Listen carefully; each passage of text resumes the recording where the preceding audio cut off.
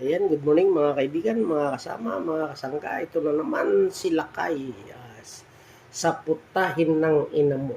Halina't tikman ng mga lutuin ni Lakay sa putahin ng ina mo. Ayan po ay almusal ni Lakay. Ayan. Sinangag, may tatlong tuyo with matching fried bawang. At siyempre tapa, scramble egg at yung lukban longganisa. Ayan. At siyempre ang magic na sangkap ay siyempre yung artem na bawang at lasuna. Ayan. Pangontra ko po dun sa karne.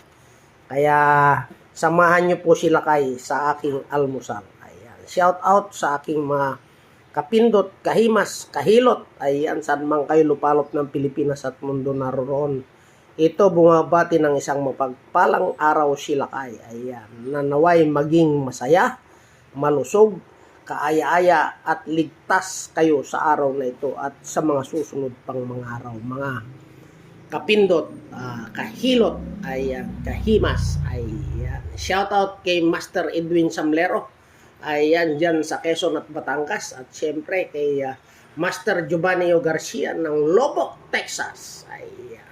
Founder, President, and CEO of Geomassage Services. Ayan. And business correspondent of One Philippine News, Texas. Ayan. Good morning to you, Master. At 10 ng iyong pamilya. Ayan.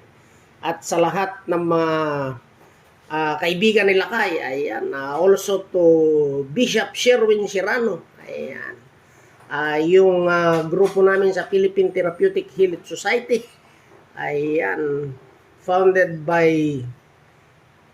Gideon Elimangco, ayan, Brother Gideon, ayan, and family.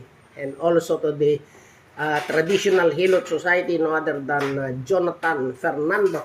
Ayan, at mga kahilot ko dyan. Good morning, good morning. Ayan, so halina't tikman ng mga lutuin nila kay sa putahin ng ina mo. Samahan niyo po mag-almusal sila kay.